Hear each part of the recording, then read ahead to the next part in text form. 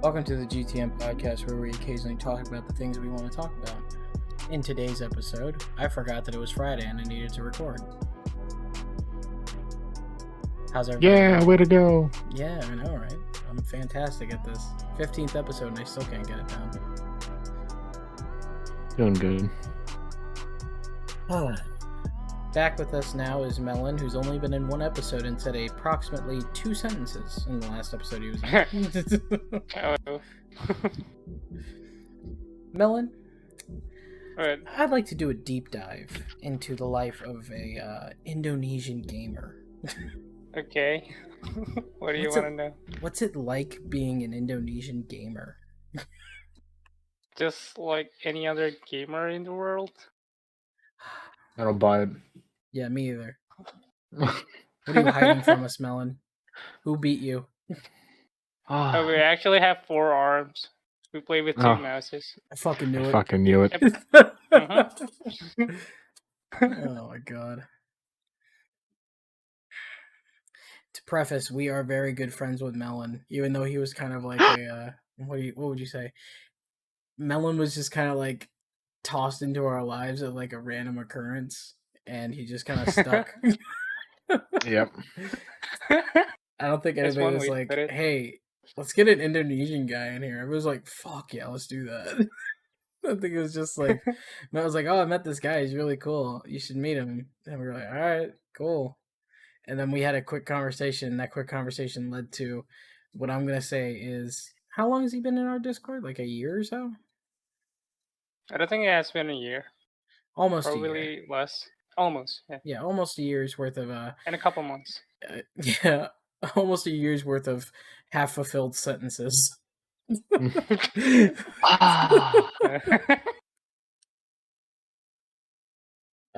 For anybody wondering what Brian is doing, Brian is playing for Honor, and the quality is not the greatest, but that's not on his part. That's really just due to the stream being really crappy. So, yeah. The gameplay today is provided by Brian. Seize the day. What? Your gameplay's in the podcast. It's your time, Brian. Yep. It's your time so to don't shine. suck. Yeah, don't suck, Brian. Yeah, be the Brian I know you to be. So, well, in recent news, I guess if you want to call it news, yes. Yanni, you were invited to a quote unquote closed door session for Battlefield 2042's beta or alpha, whatever. That is correct. Yes, and I say quotes around closed door because it didn't take long for the entire internet to find out about it since they sent people an email. Yeah, it's quote-unquote confidential. However, everybody knows. It is all public knowledge, therefore it is no longer confidential. No, that email was... honestly, that email was immediately null and void. There's no point in putting...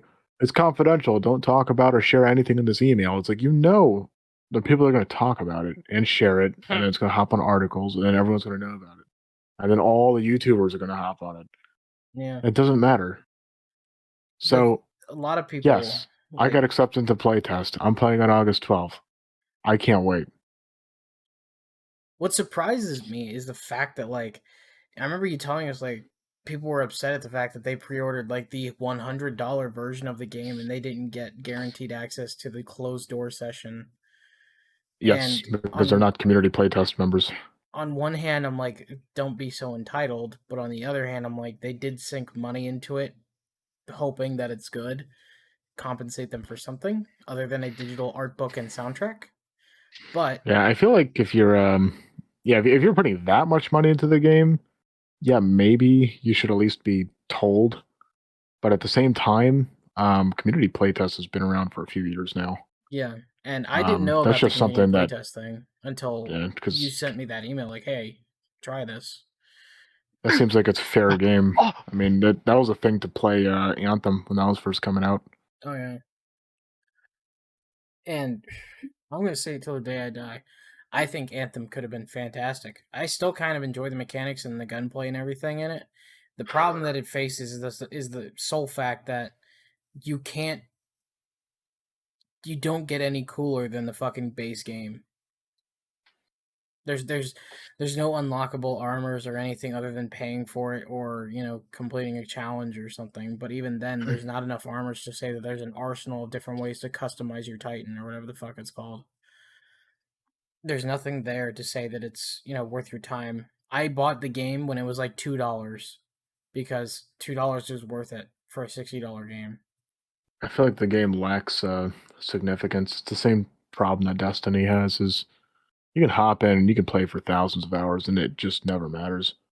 You playing for thousands of hours versus one person playing for like maybe, I don't know, 40 hours, as like you're no more significant than them. Yeah. Yeah. That was the whole issue with Anthem, is you're pretty locked and limited to a few things. So it wasn't that much customization. You have like the story. I beat the game. I played the entire game front to back. I never really got into any sort of raids or any sort of dungeons because people gave up on the game, because I'm not going to say the devs are 100% to blame, because they planned to do a complete redesign of everything and build it up from the ground up again, and then re-release it as an update for people who've already bought it, and then re-release it kind of like No Man's Sky. And then EA at their fucking board of directors meeting or whatever the fuck was like, hey, you know that game that people really liked, but we failed because we kept pushing the developers to keep working on it? Yeah, let's go ahead and cancel the project that revives that thing and could possibly make us money. Right. And instead, let's focus on making FIFA 20 and fucking microtransactions the shit out of these retarded kids who can't fucking get it through their mind that they're only getting green socks from a $20 purchase.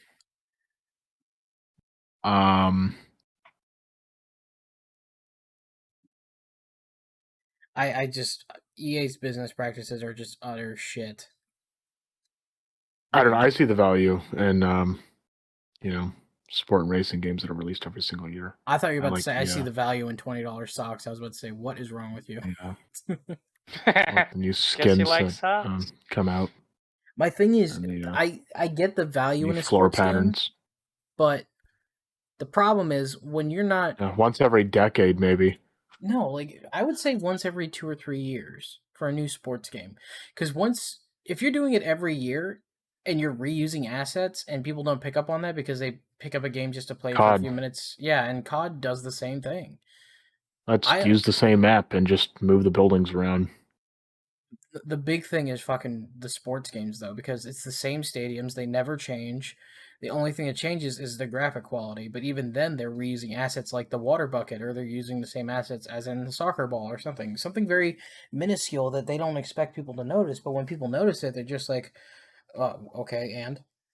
Because the people who play those games don't really give a shit about that. But people like us who play video games and realize how expensive games are and how much work needs to go into making a game good and how they're just literally milking the children who play fucking sports games.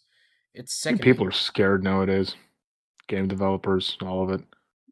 I mean, I hate the whole fucking ideology over at fucking EA. I wish that they would focus on making the community happy and making the games good, but instead they're like, well, how can we make the most money? You don't get games as interesting or as different as how they used to be.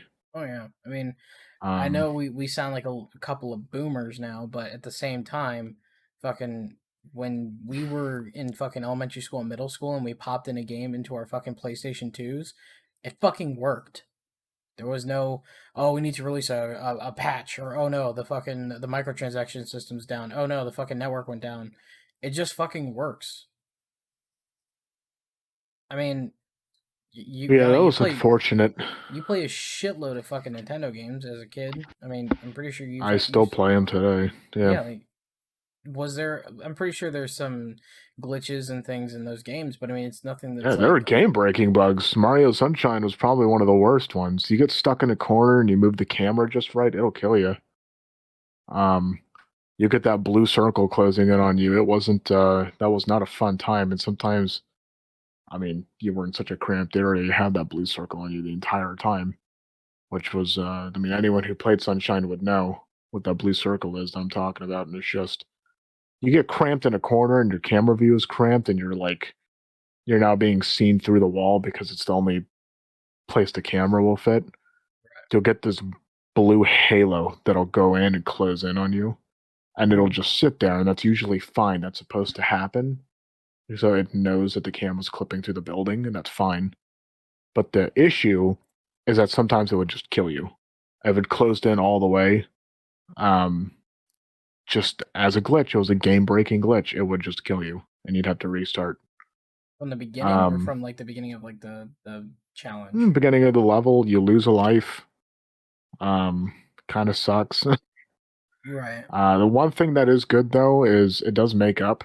Every single time you come out of a level, if you run around Delfino Plaza, you can actually get like 3 or 4 lives.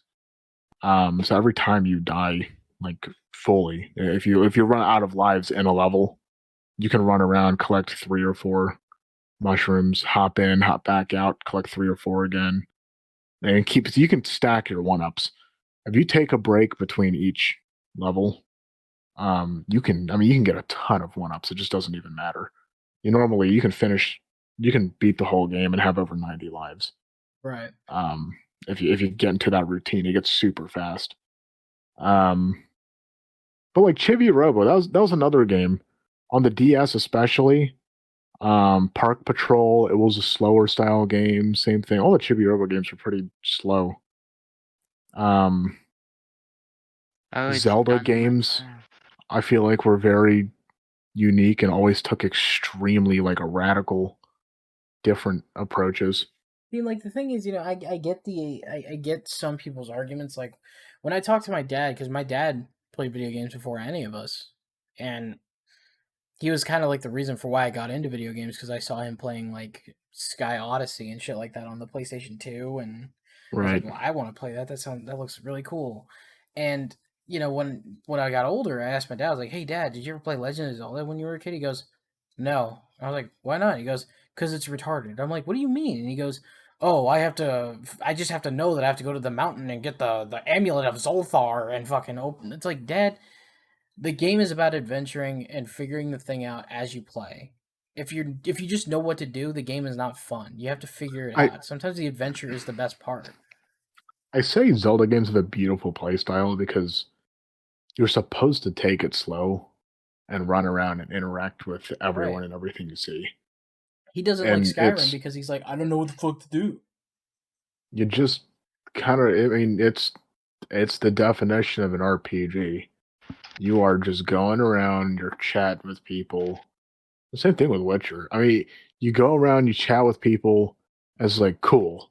A couple people talk about this location. I should probably go over here. Right.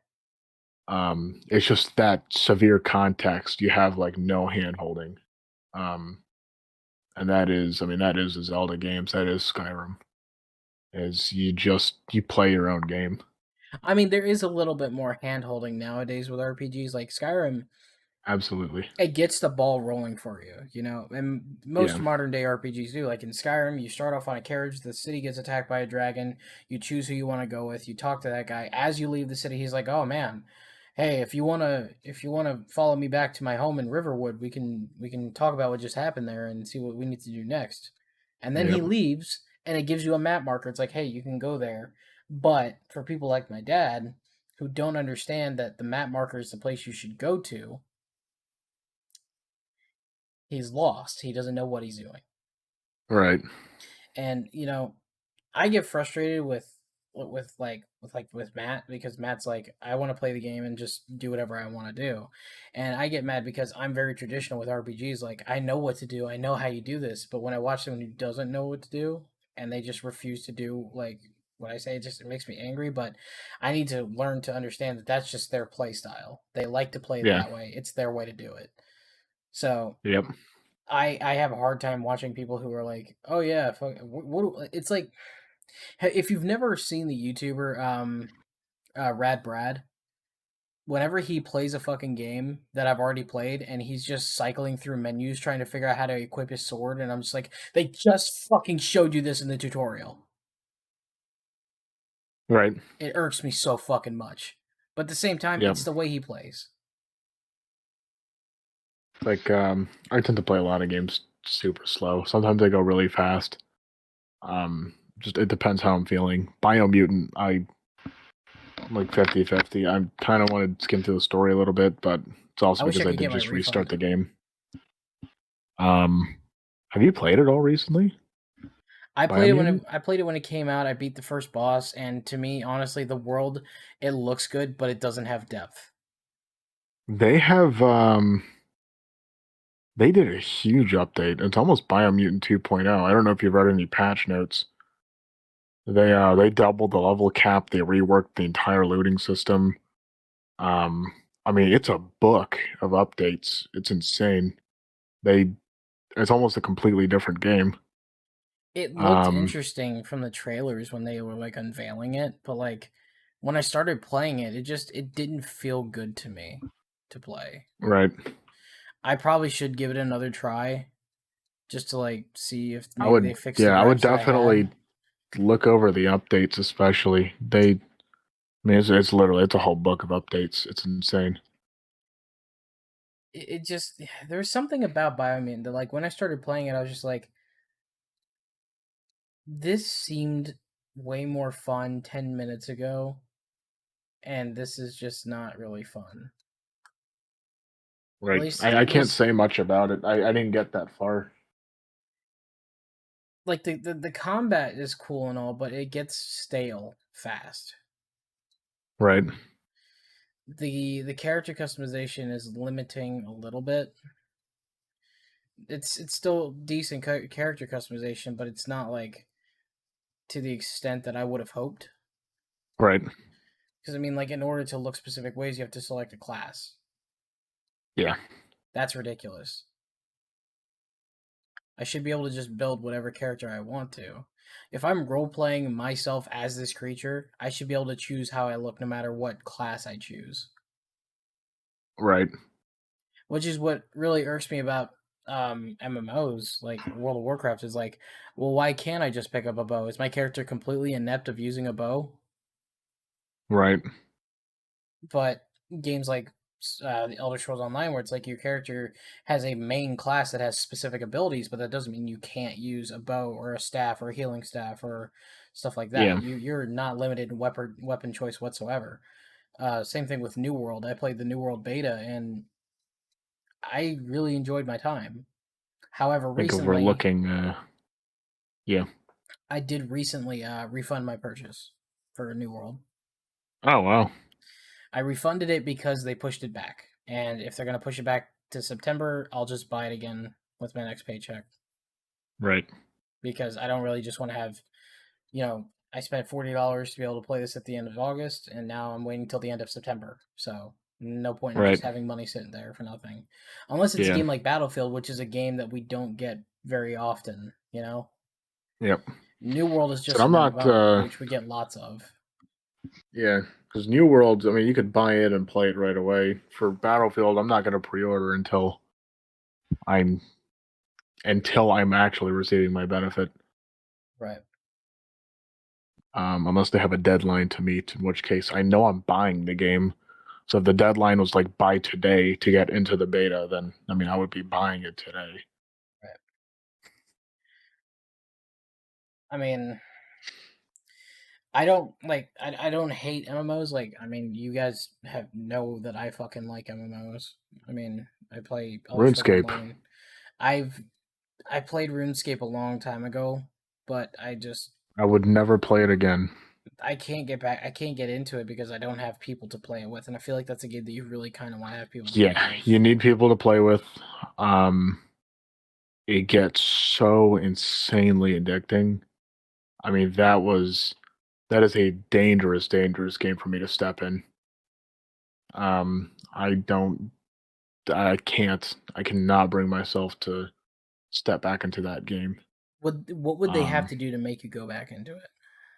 Absolutely nothing. I would have to be retired and making a living for me to get back into that game. It's such a time sink.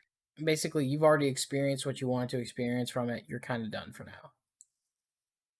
Yeah. The problem is there's so much to do. It's a little daunting. And it's such Yeah, it's a very, very heavy grind. It is insanely heavy grind. Um, I mean, hours upon hours and like sleepless nights of See, just like, playing here's that game and grinding it out. I logged in every single day for 2 years. here's a As soon as I little got that achievement, that's where I cold turkey that game. I was done. I killed the membership. I threw away like the $400 membership cards. I was completely done.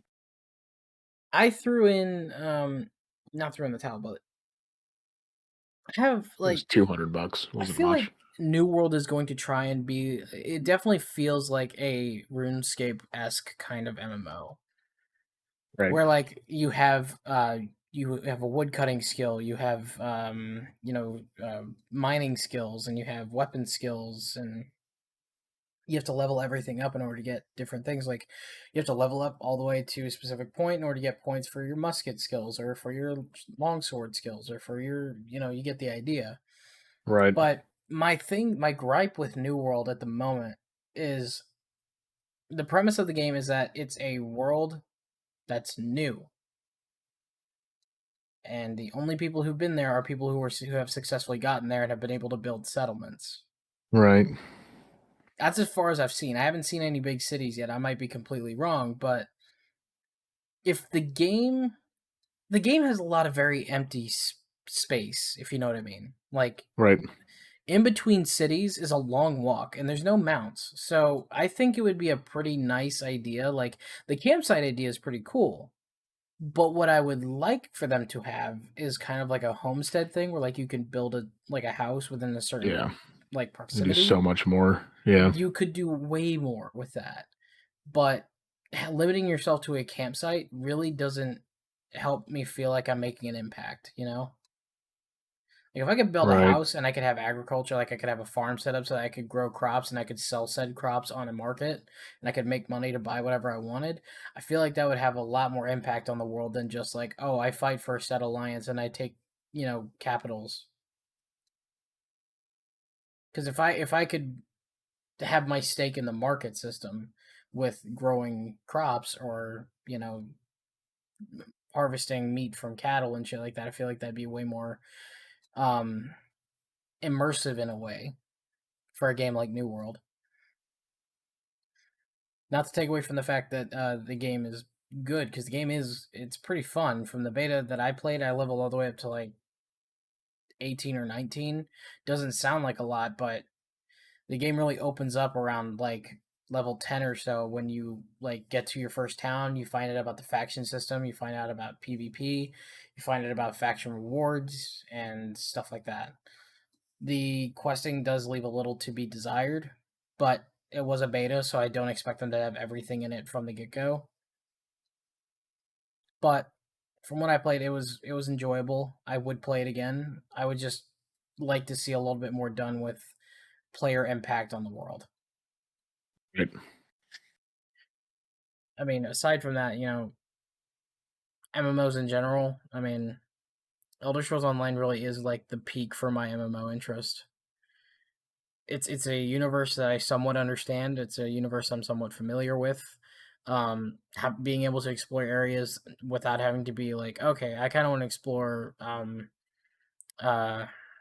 kind of want to explore Cyrodiil a little bit, or no, not Cyrodiil. Fuck.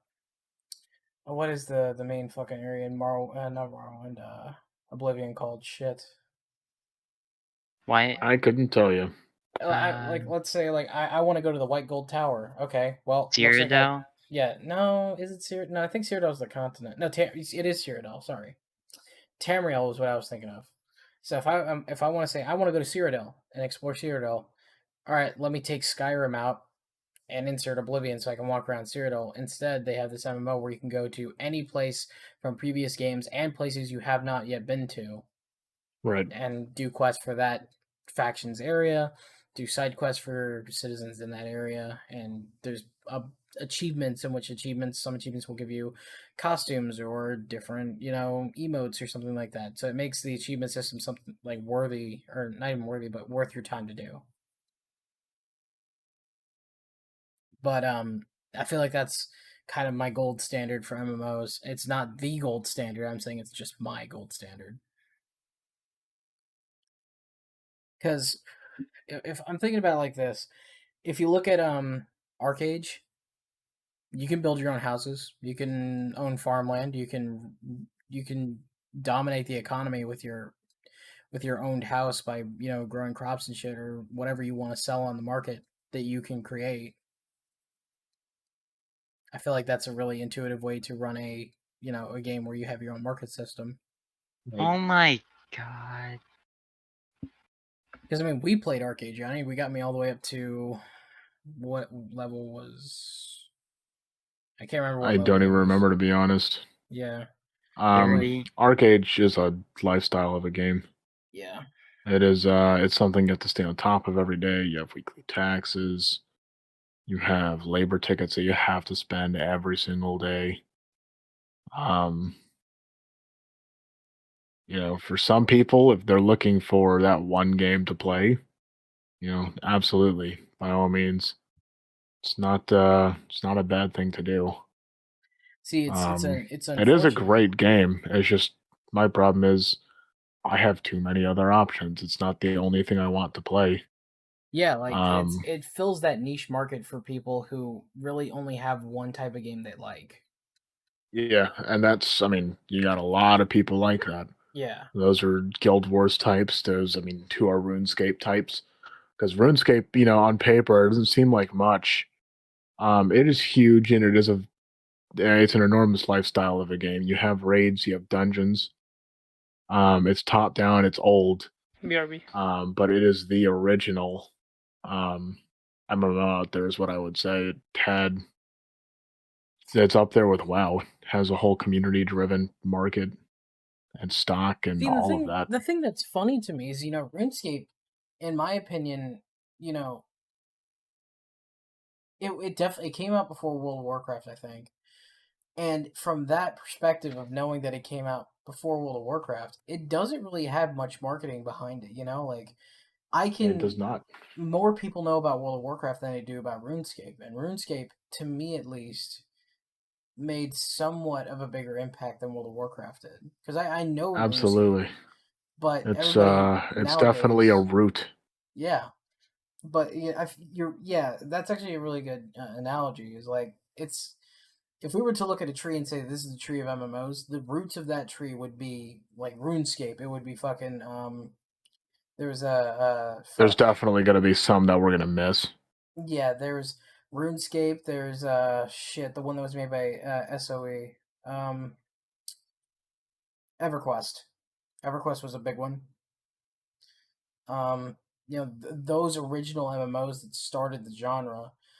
More people don't know about those, but they know about the bigger ones because, to be fair, they are the newer and more popular games. Yeah, because personally, I couldn't even stick WoW in the roots. I would have to put it on a branch. I would say fucking World of Warcraft. World of Warcraft is the trunk. It's that one branch that everybody compares every MMO to. Yeah, it could be a baseline. It could be because the trunk I see is a backbone. Yeah. To everything, as people can generally refer to WoW Warcraft, as an example. Yeah. Like World of Warcraft is a great game. I played it. I enjoyed it. I personally don't like spending $15 a month on a game that I'm not going to be playing the entire month. So if I ever get the urge to play it, I'll pay $15. I can play it for a few days, but I'm not going to sink that into a subscription fee because I just don't play it enough to want to do that. Right. So that's where the games that don't have subscription fees are coming and like kind of save the day for me. Like I can pick it up, put it down whenever I want. Yeah. There's also like huge markets for games that aren't even MMOs, but just have really great, There's the one thing I did appreciate about Arcade when they released Unchained, because those two literally just completely demolished the pay-to-win market. Everything in Unchained that you pay for extra is 100% cosmetic. Which surprises me. They still keep Arcade available, but they have Arcade Unchained available as well. Because there are people that are willing to pay a premium to rise up in a game. The thing that you can pay that insane premium in the base arcade game and get just skyrocket your level to 80 Right. and essentially be because your whole grind up to 70 and 80, you do that to truly completely unlock the game. Right. At that point, once you hit 80, it is fair game. You can do anything and everything in arcade. You can run through, you can level all of your alt skills. You can go to just about any zone and do anything you want. You can become a pirate and it doesn't matter because you're so strong, and you can join guilds. You won't be pushed out of anything. People Yeah. will take you just about anywhere. I think One thing I do like about arcade is how you can just go up and reclass yourself. Oh yeah. You can completely rework your trees, and you can save your trees and move back to them, revert and switch between them. I think that's one of the greatest things. Is it was very flexible and it was very well thought out. I think I remember what character class I played. I remember like there wasn't really there was classes in a way, but like classes allowed you to use like a variety of different weapons. I believe that's how it Yep. worked. So I think I used like the knife skill. So I had like 2 knives, but I also had like a great bow or something like that. Right. And that was just like the character, because I mean, typically in MMOs, I've always played like the guy who has the giant sword or the sword and shield. But Yeah. like as I started to grow away from that, I started to use bow and arrow and knives and stuff to try and change the style of play from my basic style, Right. But I feel like the type of game that we overlook a lot is For Honor. No, not For Honor. Not even the game. The systems that we keep overlooking is paying a premium to get the best shit to be able to just beat a game is kind of, why was it even offered? Yep. Because it's not just, it wasn't even just pay arcade. for it. Yeah, I know people pay for it, but like at the same time, you're taking away the fun from your game. Right. Because like Call of Duty does it. People can say that it doesn't at all, but I'm telling you, if you go to Call of Duty store right now and you look at the fucking packs and shit you can buy a gun that has a cool skin, it looks cool, and it has like tracer ammo or whatever. You can buy Yep. that gun and unlock it right now without having to do any of the work to actually get the gun. You just Right. pay for it. And Call of Duty's not the only game that did that. Battlefield did that. Yep. Battlefield and Battlefield 4 had fucking the weapon unlock packs where you could just unlock all the Battle weapons packs. and subclasses. Yeah. No, not To the buy battle all packs. the battle packs. It was like a weapon thing. Like you could say, "Oh, I want to get every DMR." Oh, Okay, yeah. $15 and you unlock every single DMR in the game. However, they to stipulate it to a little bit. Call of Duty, you can unlock a gun that has all these attachments and shit on it from the get go. Battlefield, on the other hand, you can unlock that weapon, but if you want to unlock any sights, any different types of barrels attachments or any sort of underbarrel attachments, anything like that, you have to use the weapon. Yeah. You actually have to do good with the weapon. So I'll give them credit for that. I remember I played Battlefield 4 a shitload on Xbox One, and when it came time for me to fucking play it on PC, my character stats and my character progression and everything never carried over. What time are you at? 34 minutes. Not bad. But so I was like, well, I don't want to have to start from the fucking beginning because I know I did a lot of fucking character progression already. So I just bought like, okay, I know I had all these assault rifles and I'll just do the pistol pack. I did that and I was only like level 2, and I remember like reading in the chat like, okay, so I just got killed by a fucking Desert Eagle by someone who's level 2. That makes sense. And at that point, I felt scummy. I was like, that was kind of shitty. Right. But, seeing as I'm not sure if Battlefield 1 or Battlefield 5 did the weapon pack case things. I can't, to my knowledge, remember if they did or did not. But Yeah, I can't remember either. I never really looked into it. I never really cared too much about it. I'm just hoping that Battlefield 2042 doesn't have like, oh, you want every assault rifle? Yeah, just pay us $20. Right. So if they don't do that, it's fine. But knowing Call of Duty and how they release one like almost every year, they're gonna continue to do it because it makes them money. And thankfully, a lot of those people. Yeah. What's shitty about it is like for people who bought the fucking game, in order for you to get those cool like attachments, like if I want a gun that has fucking like tracer ammo, I need to fucking spend real life money to get it. I can't just get it with weapon unlocks. Right. I can't just play the game and get that. I have to spend real life money to get something like that. It's cosmetic, yes. It doesn't really do anything, yes, but it would still be a nice thing to have the option of like, yeah, I could just, play the game a little bit more and get that. There are blueprints and stuff you can get, but to the life of me, I can't remember if I've ever unlocked like, oh, you got a blueprint. Oh, yes, there is. You have to complete challenges and you get blueprints, but even then, they're not as cool as like the paid fucking blueprints and shit. It's wonky. As compared to games from the past, where we had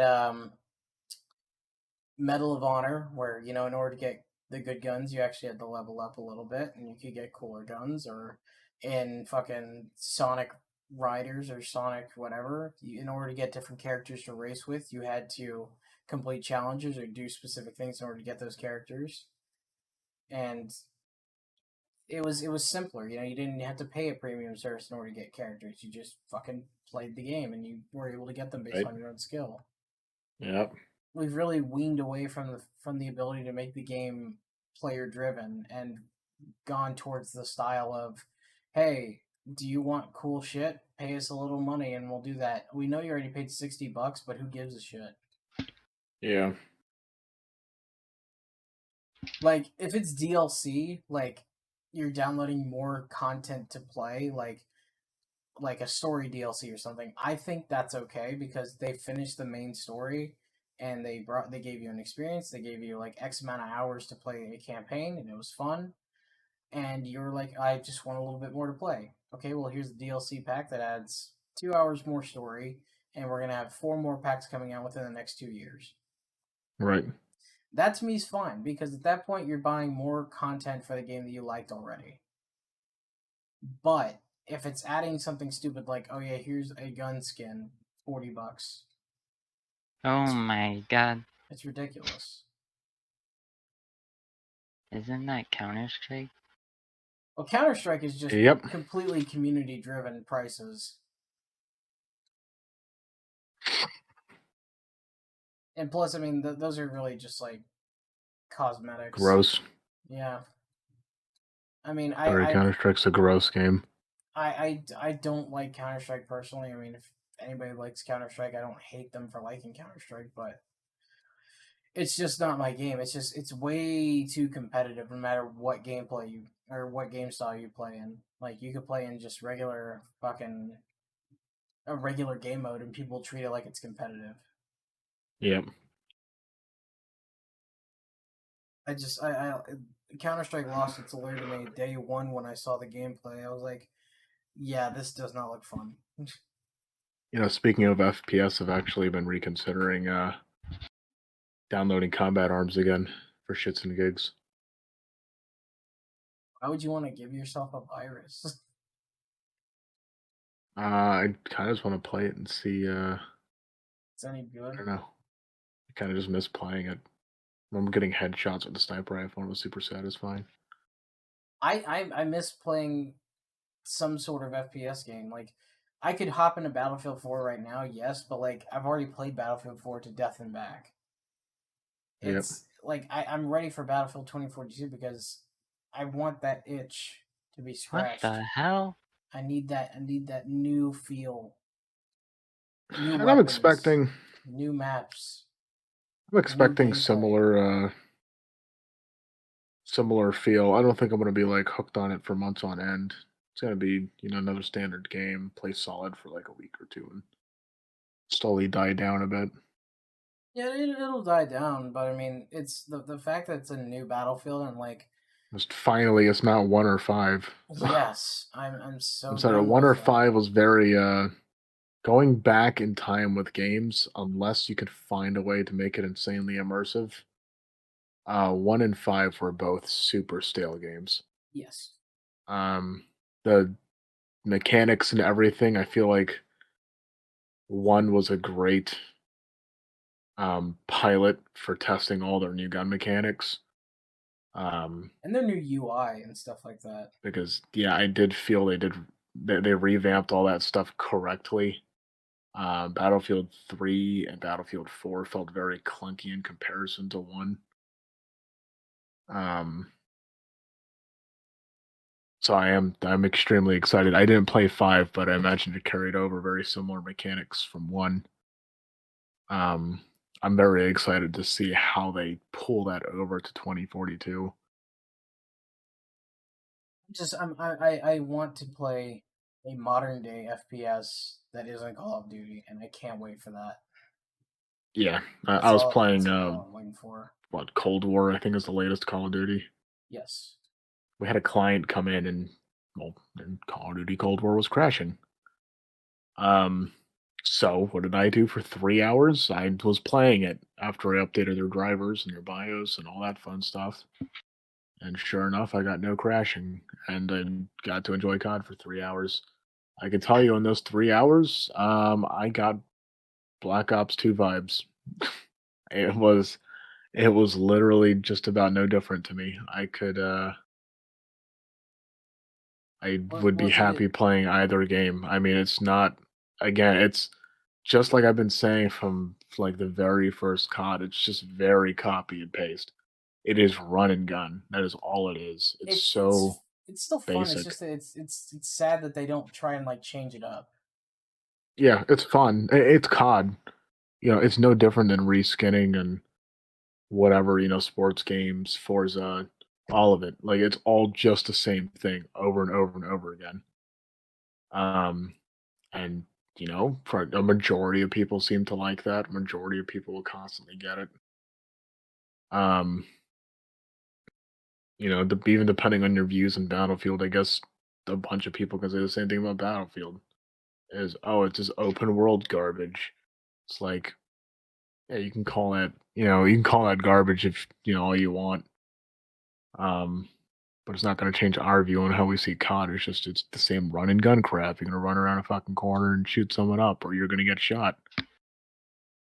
Or a grenade that's been cooking in someone's hand and just flies by your head and blows up right at the right time. Right. So it's like, every game's going to have its negative views. Yeah, like, I mean, people could, like, some of the gripes that I have with Battlefield is, like, some of the matches take a long fucking time.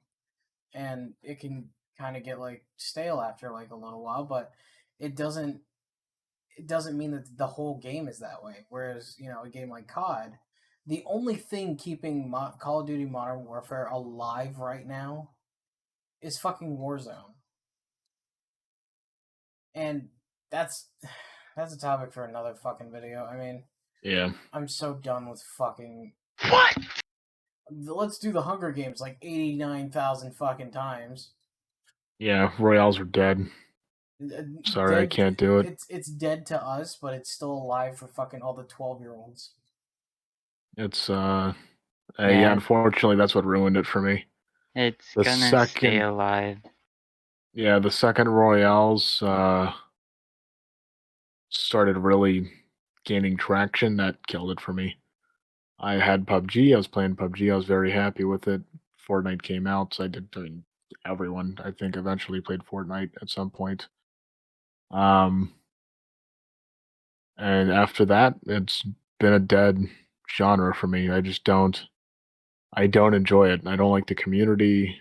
I don't like any of it. I don't like the concept anymore. I just don't. I don't like how it's all been extremely ruined to me. Apex Legends can't do it. I don't like how some devs on Steam will try to make a battle royale game, and they realize that the battle royale mechanic is not really something very lucrative right now. especially for newer battle royale, seeing as Fortnite has kind of taken the world by storm.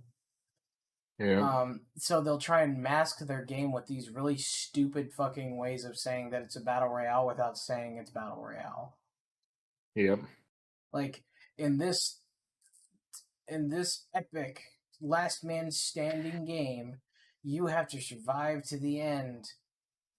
You could just say, in this battle royale, we focus on using magic instead of using guns. But it's not Fortnite, so nobody will play it. So we need to say something really retarded.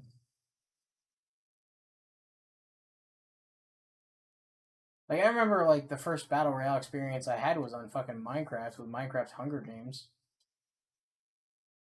That was fun. That was the greatest, and I would still continue to do that. It was fun. Minecraft is it's a whole different animal. Yeah, and Minecraft Hunger Games was fun, but like at the same time,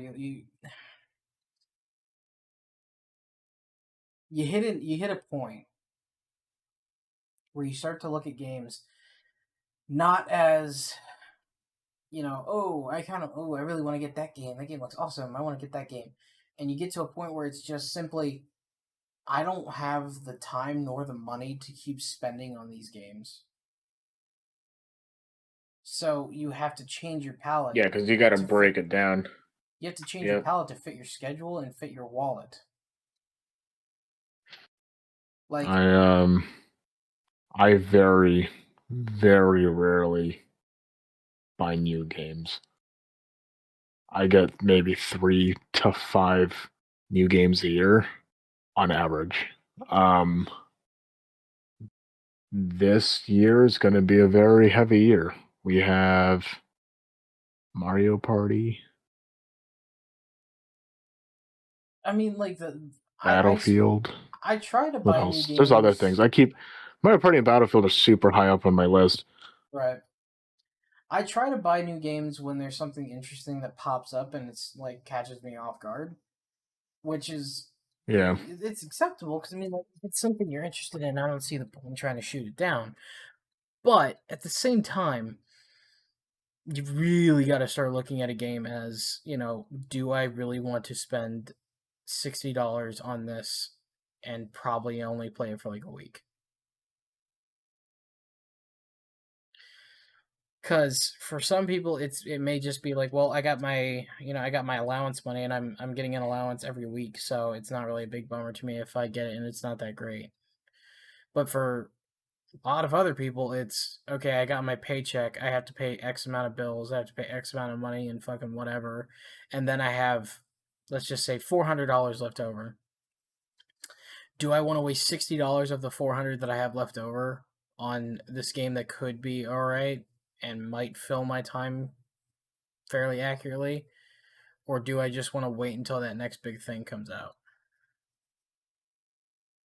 And it's unfortunate because games have stopped being treated as a at least in my opinion, they've stopped being treated as a way to escape, and they've recently just been treating them as a way to fill the creators' pockets. When I was in high school, the only thing I would look forward to is coming home and playing a video game because, I mean, for a nerdy kid in high school, it wasn't a great fucking time, and video games kind of filled that gap, especially with my friends who played fucking video games. It was a way to escape from realizing that reality sucks dick.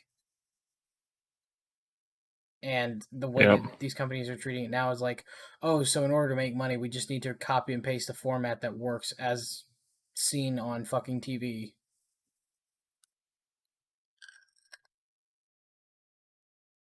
So, I mean, I'm tired of that whole mechanic of, let's just copy and paste it.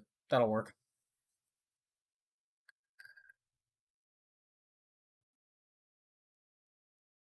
Anyway, I think we've kind of covered some points. I think I'm going to name this episode "Games Then and Now." I feel like that's a sounds about right. A fitting title, especially for the way this whole thing started. You like my character? He looks like he's confused as to why he's there. I don't know why I do this. He looks like somebody threw a camera in front of him. He's like, they just kind of threw all this shit on me. I don't Oh know my why. god, his eyes. Looks depressed. You're not gonna go for that ring wraith look? Which one? Above that one. Deck him out in all black and shit, he'll just be a ring wraith.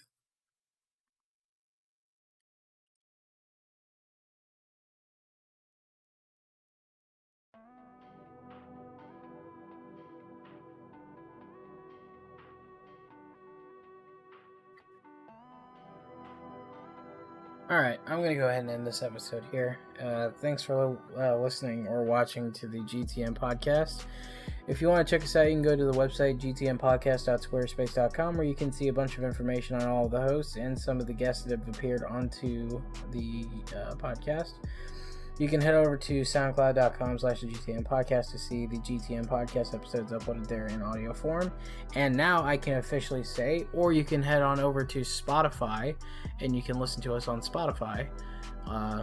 Just search up the GTM podcast on Spotify and you'll find us there with all the episodes uploaded in a normal time frame.